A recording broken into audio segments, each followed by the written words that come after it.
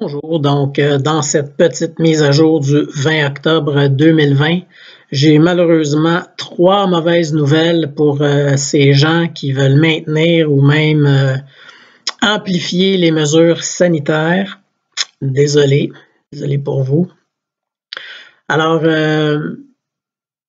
depuis le 1er septembre, j'ai calculé le taux de survie à ce virus dévastateur. Je sais, c'est une mauvaise nouvelle pour vous. On voit ici le taux de survie là, qui est quand même très, très élevé.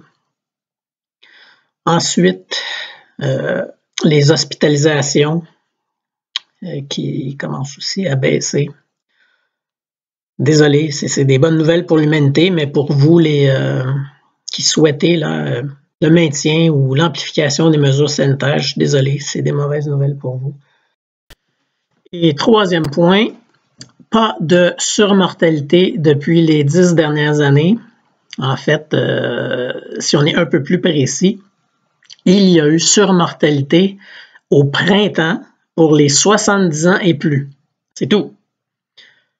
Si vous descendez en bas de 70 ans, il n'y a pas eu de surmortalité ni même au printemps. Il n'y en a pas plus maintenant, même pour les 70 ans et plus. Et maintenant, écoutons Legault manipuler l'information afin de maintenir même sa base qui ne souhaite que rester en état d'urgence et nous maintenir dans cette foutue merde. Écoutez bien. Bonjour tout le monde. Bon, d'abord, commençons par les bonnes nouvelles. Depuis 3 semaines, on maintient une moyenne autour de 1000 nouveaux cas par jour. Bon, alors j'espère que les hystériques ont bien fait leur devoir comme je l'ai fait ici, parce que Legault vient de leur mentir en pleine face, parce que le pourcentage de positifs est en augmentation depuis un mois.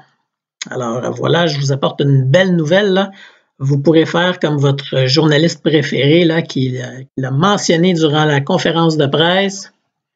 Mais évidemment, ils ont fait des feintes là, pour ne pas vraiment répondre à la question. De toute façon, c'est pas ça qui est important parce que si on a la mortalité qui est en baisse et les hospitalisations qui sont en baisse, au contraire, c'est une bonne chose. Désolé pour vous les hystériques, c'est une bonne chose que le taux d'infection, de positivité soit en hausse. Ça veut dire qu'on s'approche de l'immunité collective.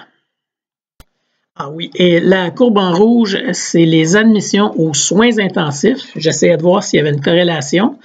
J'ai essayé 14 jours, 13 jours, 12 jours. J'ai comme eu l'impression qu'11 jours, c'était à peu près le meilleur match. Comme vous pouvez voir, il n'y a pas de corrélation directe. Sinon, le nombre d'admissions aurait augmenté d'à peu près 6 ou 7 fois, ce qui n'est pas le cas.